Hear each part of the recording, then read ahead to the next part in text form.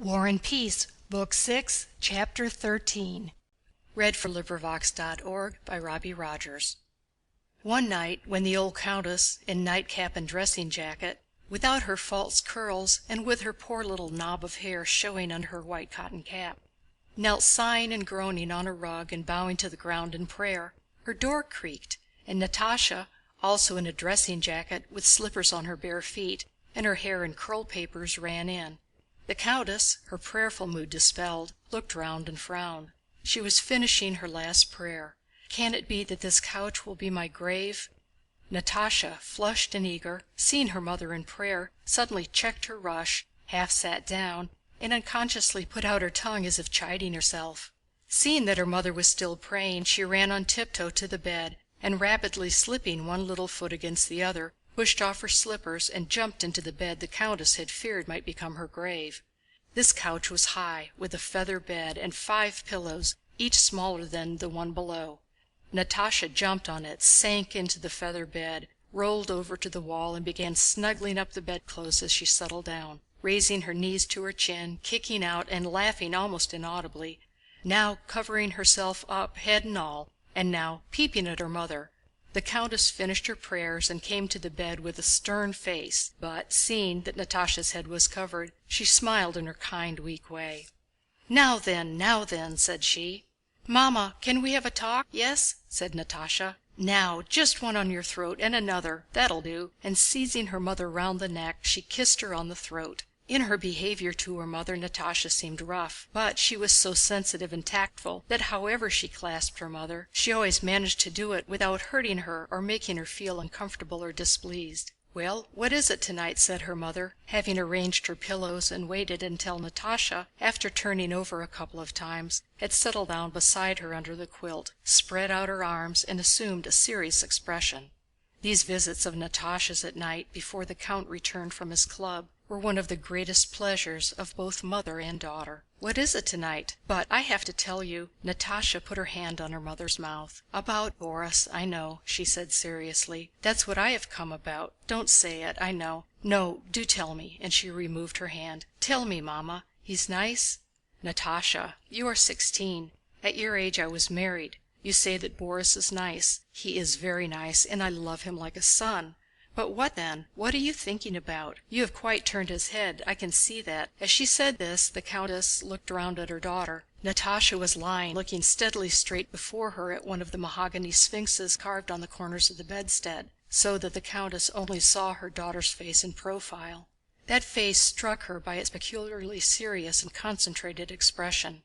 Natásha was listening and considering. "Well, what then?" said she. "You have quite turned his head. And why? What do you want of him? You know you can't marry him." "Why not?" said Natásha without changing her position. "Because he is young, because he is poor, because he is a relation, and because you yourself don't love him." "How do you know?" "I know. It's not right, darling." "But if I want to..." said Natásha. "Leave off talking nonsense," said the countess. "But if I want to...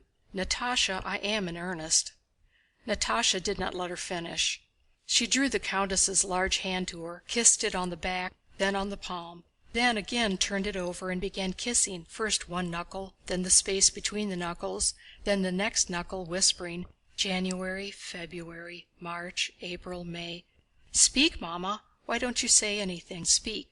said she, turning to her mother, who was tenderly gazing at her daughter, and in that contemplation seemed to have forgotten all she had wished to say.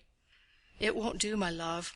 Not everyone will understand this friendship dating from your childish days, and to see him so intimate with you may injure you in the eyes of other young men who visit us, and above all it torments him for nothing. He may already have found a suitable and wealthy match, and now he's half crazy." "Crazy?" repeated Natásha. "I'll tell you some things about myself. I had a cousin..." "I know, Cyril Matvéich, but he is old." "He was not always old. But this is what I'll do, Natásha. I'll have a talk with Borís. He need not come so often." "Why not, if he likes to?"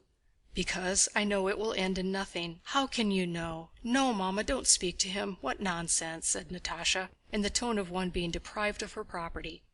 "Well, I won't marry, but let him come if he enjoys it and I enjoy it." Natásha smiled and looked at her mother. "Not to marry, but just so," she added. "How so, my pet?" "Just so. There's no need for me to marry him, but just so." "Just so, just so," repeated the countess, and shaking all over she went off into a good-humored, unexpected elderly laugh. "Don't laugh, stop!" cried Natásha. "You're shaking the whole bed.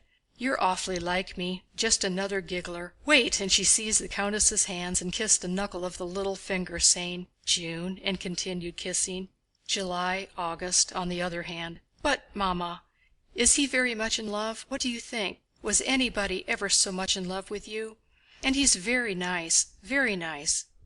And he's very nice, very, very nice, only not quite my taste. He is so narrow, like the dining-room clock. Don't you understand? Narrow, you know, gray, light gray." "What rubbish you're talking!" said the countess.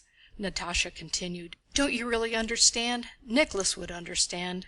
Bezúkhov now is blue, dark blue and red, and he is square." "You flirt with him too," said the countess, laughing. "No, he is a Freemason, I have found out. He is fine, dark blue and red. How can I explain it to you?" "Little countess!" the count's voice called from behind the door. "You're not asleep?" Natásha jumped up, snatched up her slippers, and ran barefoot to her own room. It was a long time before she could sleep. She kept thinking that no one could understand all that she understood and all that there was in her. "Sónya?" she thought, glancing at that curled up sleeping little kitten with her enormous plait of hair. "No, how could she? She's virtuous. She fell in love with Nicholas and does not wish to know anything more. Even Mamma does not understand. It is wonderful how clever I am and how charming she is," she went on, speaking of herself in the third person and imagining it was some very wise man, the wisest and best of men, who was saying it of her. "There is everything, everything in her," continued this man. "She is unusually intelligent, charming, and then she is pretty, uncommonly pretty, and agile. She swims and rides splendidly. And her voice, one can really say it's a wonderful voice." She hummed a scrap from her favorite opera by Cherubini, threw herself on her bed, laughed at the pleasant thought that she would immediately fall asleep, called Dunyásha the maid to put out the candle, and before Dunyásha had left the room had already passed into yet another happier world of dreams, where everything was as light and beautiful as in reality, and even more so because it was different. Next day the countess called Borís aside and had a talk with him, after which he ceased coming to the Rostóvs'. Chapter 13